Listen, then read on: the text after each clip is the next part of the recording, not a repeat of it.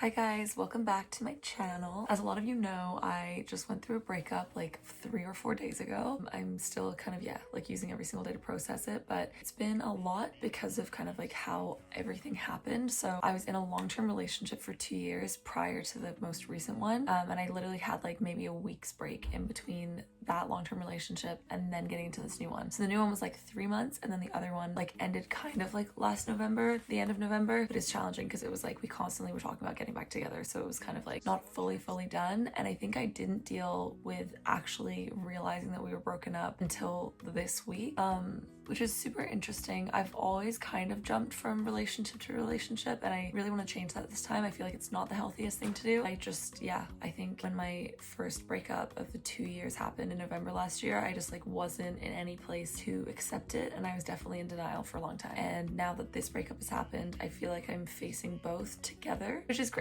because then that's all the emotions coming out one go. Anyways, I know breakups are really hard, and I know I obviously seem fine as I'm saying this. I feel like as a person, I'm pretty like matter of fact. Like when I explain something, I can explain something really traumatizing in a very like monotone, calm kind of way. So I know it may seem like I'm not sad. I am very sad, and I have cried a lot, and like I am processing my feelings. I just feel like when I talk about it, I don't get that emotional while I'm speaking. But yeah, I don't want it to seem like I'm like a robot and I don't feel things. 100% I'm feeling it, and like it is really sad, so I am feeling it. But yeah, I just wanted to share some things that I have found helpful in the breakups that I've had and what's been helpful for me so far. I would say the biggest thing is that like I feel like the routines that you had with them are the hardest things to let go of. So maybe it's the weekend, maybe you spend every Saturday together, maybe it's like a voice memo you do in the morning, maybe it's a good night text.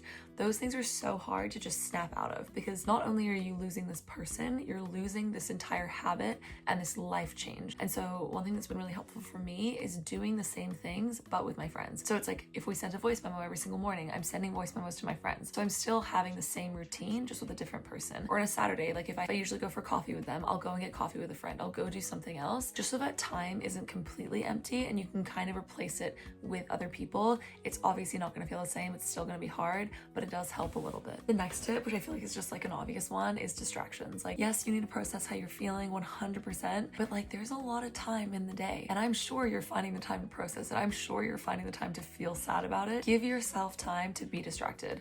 Go do something that takes your entire mind. Going to yoga. Like when you're in there and you're doing the really hard poses, it's pretty hard to overthink things. Or like if you're playing volleyball, like anything where you're completely immersed in the experience that you don't think about things is going to be so helpful during that time. A lot of people I speak to, and even myself, my diet changes a lot when I'm going through a breakup or something hard. So it either means I'll eat more or I'll eat less. During that time, make sure you're getting enough food. Like if you're eating more, that's okay. If you're not hungry at all and you can't stomach anything, eat whenever and whatever you can. It doesn't matter if it's not like the healthiest thing in the world. It doesn't matter if it's like not what you're used to or like not during a mealtime. Eat whenever you can. You need to meet your baseline needs. You need to get sleep. You need to eat. And so if you can nap whenever you can, like do whatever you can. Even if it's small, just do a little bit. Something that I found really helpful, which is kind of a separate thing, is writing a letter to them or writing in a notebook that's you speaking to them. I remember doing this when I went through the first breakup. I literally would write in, we had a shared journal. I would write in it every single day as I was like addressing it to him. So it was like I was speaking to him, but it's obviously in my journal and he's never gonna see it. But it was basically like I was talking to him. Same thing, you can like do voice memos. You can text yourself pretending that you're texting him. You could block him and then text him and then he won't get the text. Just make sure he's actually blocked. But yeah, like if you need to get things out, if you need to share how you're feeling and you're not going to get closure from them, give yourself that closure by writing it out. I don't want to make this too long,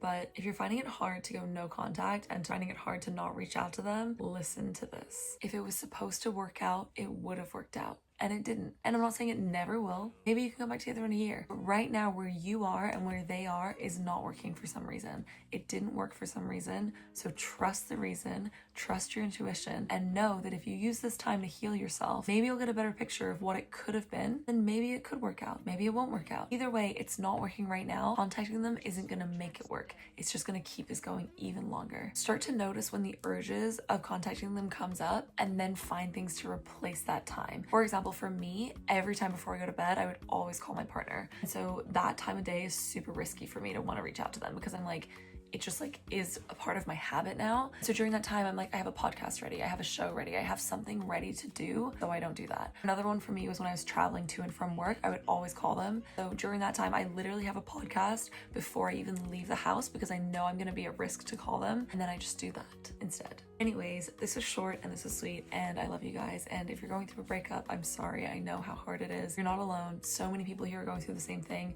Go through the comments of any of the videos of people posting things about breakups. It'll make you feel way less alone. And I love you guys.